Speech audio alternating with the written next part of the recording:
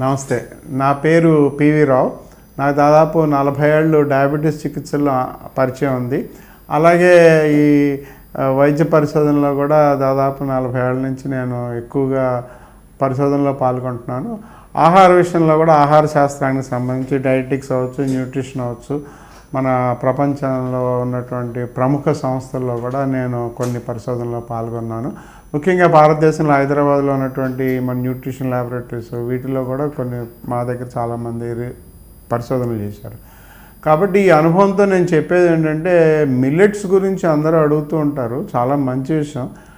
ఆహారంలో మిల్లెట్స్ అనేవి అంటే ఒకప్పుడు మన దక్కన్ పీఠభూమిలో అయితే, దక్కన్ పీఠభూమే కాదు, ఇప్పుడు కోస్తా ఆంధ్రాలో కూడా ఇవాళ వాళ్ళ దగ్గర ఈ వరి పండక ముందు, అంటే వరి అనేది అక్కడ నీరు ఎక్కువయ్యి ఇక్కడ నీరు తక్కువయ్యి, దక్కన్ పీఠభూమిలో నీరు లేక అక్కడ నీరు ఎక్కువయ్యి, అంటే మార్ష్ ల్యాండ్స్ అనమాట, బురద నేలలు ఎక్కువగా ఉండేవి. కాటన్ దొర రాకముందు మన కోస్తా ఆంధ్ర అంతా కూడా బురద నేల అనమాట. మరి బురద నేలలో ఏ మొక్క పండని రోజుల్లో జొన్నలు, మొక్కజొన్నలు అవే పండించి వాటితోనే బతికారు. కోస్తా ఆంధ్ర కూడా ఈ గత 100 సంవత్సరాలుగా కాటన్ దొర గారి తర్వాతే మరి వరి వచ్చింది, కానీ అంతకుముందు అది లేదు. కాబట్టి దక్కన్ పీఠభూమిలో అసలు నీరే లేదు. కాబట్టి దక్కన్ పీఠభూమిలో కూడా ఆ రోజుల్లో ఈ మిల్లెట్స్ అనేవి మనకి భారతదేశంలో ముఖ్యంగా ఈ దక్కన్ ప్రాంతాల్లో, అంటే ఇంక్లూడింగ్ కోస్టల్ ఆంధ్ర చెప్తున్నాను అనమాట, వాటిలో కూడా మనకి చాలా ఎక్కువగా వాడామన్నమాట. మన జొన్నలు, మొక్కజొన్నలు, పచ్చజొన్నలు.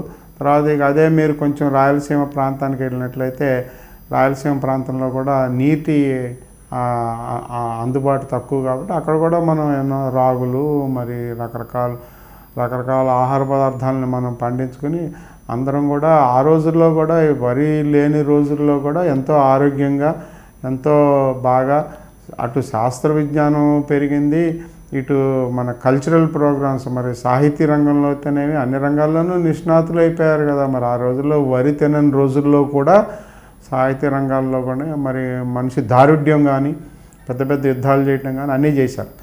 కాకపోతే ఆ తర్వాత ఏమైందంటే వరి వినియోగం పెరిగింది. అటు కోస్తా ఆంధ్రాలో అయితే కాటన్ దొర గారు డ్రైనేజీ వ్యవస్థ బాగా ఎక్కువ చేసి అన్నీ కూడా కొన్ని వేల ఎకరాల్లోంచి నీరంతా కూడా, బురద నీరంతా కూడా డ్రైనేజీ వ్యవస్థ చేసి వాళ్ళు కొల్లేరులోకి వెళ్ళిపోయేటట్టు కలిపారు.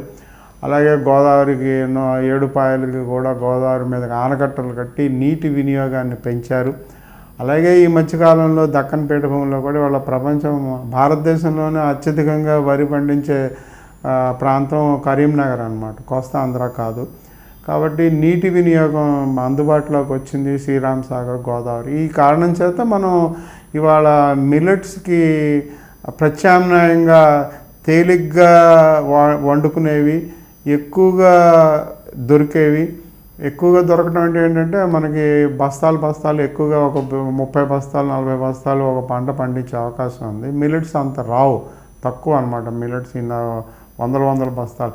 కాబట్టి ఎక్కువ అందుబాటులో ఉండటం, తర్వాత సదుపాయంగా దాన్ని తెచ్చుకోవడం అంటే యాక్సెసిబిలిటీ, తర్వాత దాన్ని వండుకోవడం అంటే ఉడకబెట్టుకోవడం తేలిక. అదే మీరు జొన్నలు అవి చేయాలంటే కొంచెం ఎక్కువ కష్టపడాలన్నమాట. రాగులు కష్టపడాలి, ఇవన్నీ వండుకోవటం కానీ చేసుకోవటం కానీ. వరి తేలిగ్గా ఉంటుంది.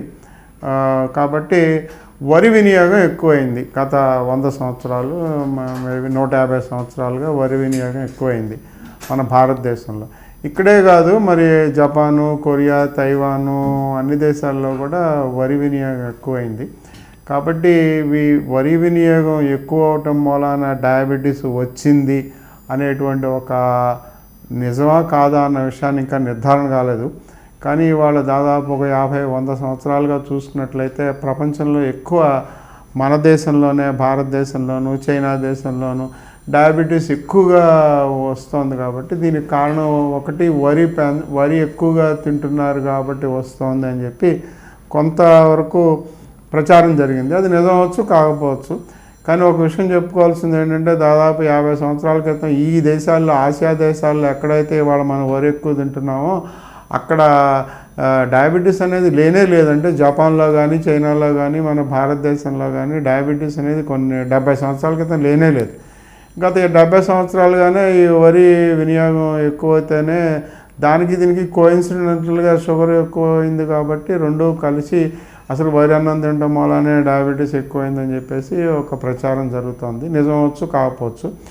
ఏదేమైనా కూడా ఇవాళ మనకి మిల్లెట్స్ అనేవి వరి వినియోగాన్ని తగ్గించడానికి, అంటే నీటి వినియోగాన్ని, బడికి ఎక్కువ నీరు కావాలి కాబట్టి ఎక్కువ లీటర్లు నీరు వాడకం అవసరం అవుతుంది కాబట్టి నీటి వినియోగం తగ్గించుకోవడానికి, అలాగే వరి పంటలకు ప్రత్యామ్నాయంగా మిల్లెట్స్ని ప్రోత్సహిస్తుంది మన భారత ప్రభుత్వం.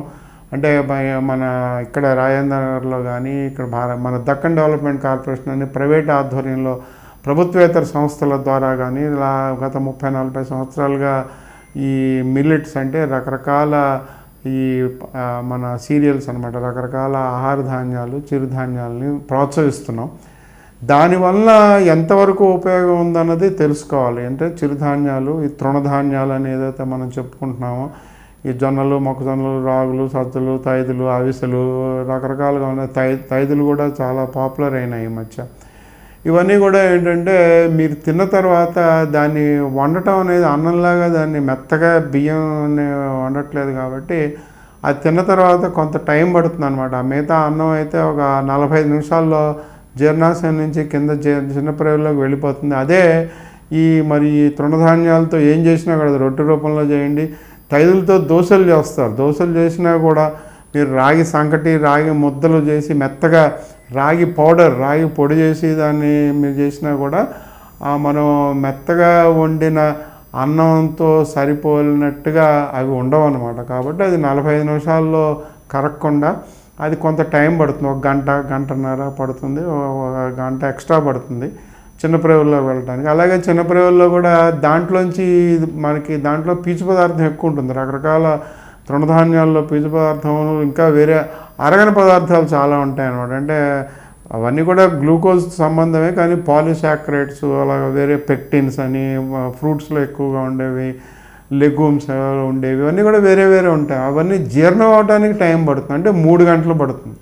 ఇప్పుడు మీరు అదే అన్నం తిన్నారనుకోండి, ఒక 45 నిమిషాల్లో చిన్న ప్రేవుల్లోకి వెళ్ళిపోతుంది. చిన్న ప్రేవుల్లోంచి ఒక 6 గంటల లోపల దాంట్లోంచి గ్లూకోజ్ని ఇంటెస్టైన్ మన రూపంలో దాన్ని సంగ్రహించడం, దాన్ని తీసుకోవడం మొదలు పెడుతుంది.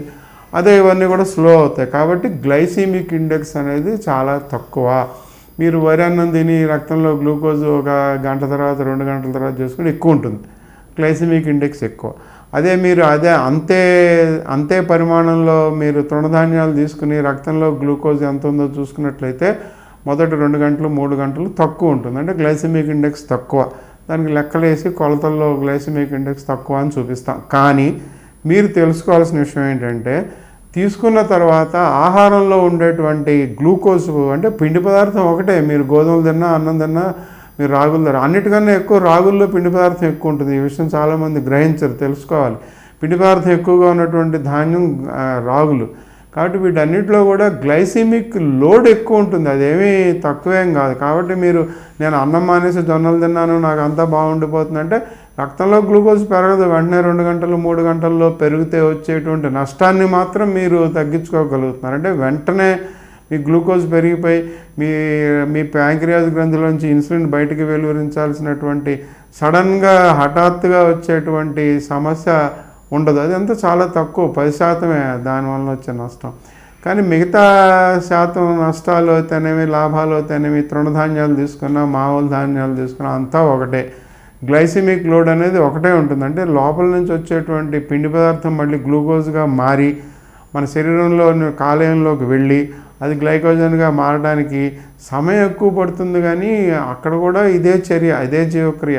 మీరు ఏం తీసుకున్నా కూడా, అది మీరు రాగులు తీసుకున్నా, జొన్నలు తీసుకున్నా, మొక్కజొన్నలు తీసుకున్నా, తైదులు తీసుకున్నా, ఏవి తీసుకున్నా కూడా అది చివరికి గ్లూకోజ్ రూపంలో మారాల్సిందే. అంతేగాని అదేమీ వేరే వేరే రూపాల్లో అన్నం తింటేనే గ్లూకోజ్ అవుతుంది, మిగతా అన్నీ కూడా వేరే రూపాల్లో లోపలికి వెళ్తున్నాయని కూడా కొంతమంది చెప్పుకుంటున్నారు. అది కరెక్ట్ కాదు. అన్నీ కూడా చివరికి గ్లూకోజ్ అవ్వాల్సిందే. దానికి కొంత ఆలస్యం అవుతుంది.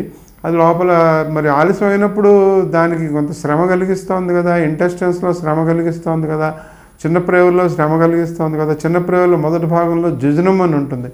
అక్కడ పూర్తిగా జీర్ణం కానీ తృణధాన్యాలు మన కడుపులోంచి చిన్న ప్రేవుల్లోకి జారినట్లయితే అక్కడ కొంత నష్టం కూడా కలిగిస్తుంది. జుజనల్ ఎట్రఫీ అంటాం అనమాట. చిన్న ప్రేవుల మొదటి భాగంలో ఉన్నటువంటి కణాలు మన ఆ పైపోతలో ఉన్నటువంటి కణాలు, అంటే మన చిన్న ప్రేవుల పైపోతల్లో ఉన్నటువంటి కణాలని పాడు చేస్తుంది, అట్రఫీ అయిపోతున్నాయి.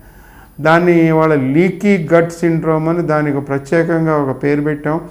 దానివల్ల వచ్చే సమస్యలు చాలా ఎక్కువ అని చెప్పి ఈ మధ్యకాలంలో, అంటే మనం తృణధాన్యాలను తీసుకోవటం వలన వచ్చేటువంటి ఉపయోగాలు ఉన్నాయి, కానీ వాటితో వచ్చేటువంటి సమస్యలు కూడా తెలుసుకోవాలన్నమాట. వాటిలో లీకీ గట్ సిండ్రోమ్ ఇవి తీసుకోవటం వలన జొజనల్ అట్రఫీ ఎక్కువ అవుతుంది. దానివల్ల మ్యాక్రోమాలిక్యూల్స్ బాగా అరగకుండానే ఆహార పదార్థాలు లోపలికి అరిగిన తర్వాత వెళ్ళాల్సినటువంటి ఆహార పదార్థాలు అరగకుండానే పెద్ద పెద్ద పరిమాణంలో ఉన్నప్పుడే అవి లోపలికి కాలేయంలోకి వెళ్ళిపోతాయి అన్నమాట. దానివల్ల కొన్ని సమస్యలు వస్తున్నాయి. అదే కాకుండా ఆటో ఇమ్యూనిటీ కూడా పెరుగుతుంది. అంటే ఏదైతే రోగనిరోధక శక్తి మనకు ఉండాలో అది అది వ్యతిరేకంగా కొంతమందికి వ్యతిరేకంగా పనిచేస్తుంది.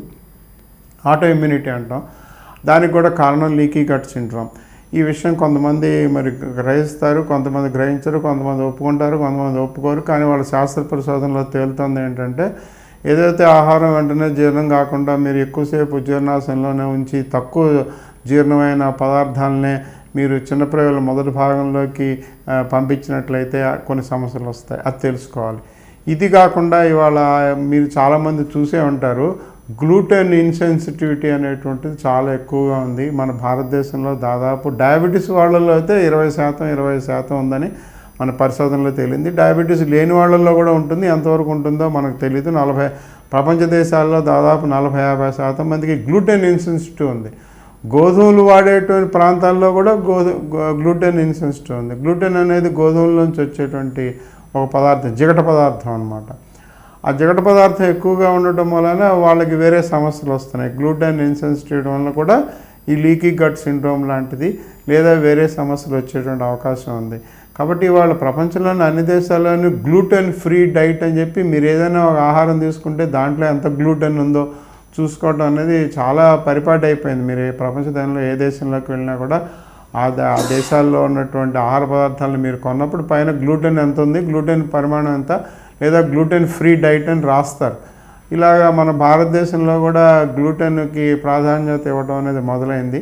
కాబట్టి ఇవన్నీ కూడా తేలిగ్గా జీర్ణం కానీ తృణధాన్యాల్లోనూ మనం ఏదైతే ఆహార పదార్థాలు మంచివని చెప్పుకుంటున్నామో వాటిలో కూడా కొన్ని నష్టాలు ఉన్నాయనే విషయం గ్రహించాలి. ముఖ్యంగా డయాబెటీస్ ఉన్నవాళ్ళు, డయాబెటీస్ లేని వాళ్ళు, లావుగా ఉన్నవాళ్ళు, 40 ఏళ్ల కన్నా వయసు తక్కువగా ఉన్నవాళ్ళు, అంటే ఏ పదార్థమైనా వాళ్ళు తీసుకుని జీర్ణం చేసుకునేటువంటి శక్తి ఉన్నవాళ్ళు అన్నమాట వాళ్ళు. అలాంటి వాళ్ళు ఇటువంటి తృణధాన్యాలని, ఇటువంటి చిరుధాన్యాలని విరివిగా వాడచ్చు. కానీ కొంచెం పెద్దవాళ్ళు, అంటే 65 ఏళ్ళ వయసు దాటిన వాళ్ళు, జీర్ణక్రియ కొంతవరకు తగ్గిపోయి ఉంటుంది, వాళ్ళకి తీసుకున్నటువంటి ఆహారం పూర్తిగా జీర్ణం కాదు. అలాంటి వాళ్ళు, లేదా లావుగా లేని వాళ్ళు, లేదా కొన్ని సమస్యలు ఉన్నవాళ్ళు, అంటే ముఖ్యంగా ఈ కడుపుకి, అంటే జీర్ణ వ్యవస్థ, అంటే అల్సరేటివ్ కొలైటిస్ అని, రీజనల్ ఇలియైటిస్ అని, ఇలాంటి సమస్యలు చాలా ఉన్నాయి ఈ మధ్య. అవి కూడా ఎక్కువ అవుతున్నాయి. సీలియాక్ డిసీజ్ అనేదేమో ఇప్పుడు గ్లూటెన్ ఇన్సెన్సిటివ్ అనమాట. ఇలాంటి వ్యాధులు ఉన్నవాళ్ళు తృణధాన్యాలు తీసుకోకపోవటమే మంచిది. దానివల్ల ఉపయోగాలు ఉన్నాయి కానీ నష్టాలు కూడా ఉన్నాయన్న విషయం తెలుసుకోవాలి. మిల్లెట్స్ అనేవి ఏవి 100% అందరికీ ఉపయోగకరిగేటువంటి విషయాలు కాదు. ఒకప్పుడు మనం కొన్ని సంవత్సరాల క్రితం, ఒక 100-150 ఏళ్ళ క్రితం మనకి వరి ధాన్యం లేని రోజుల్లో దాని మీద ఆధారపడి ఉన్నాం. కానీ వాళ్ళ వరి వినియోగం, వరి అందుబాటు వచ్చిన తర్వాత ఇంకా ఇప్పుడు కూడా తృణధాన్యాల మీద ఆధారపడాల్సిన అవసరం లేదండి.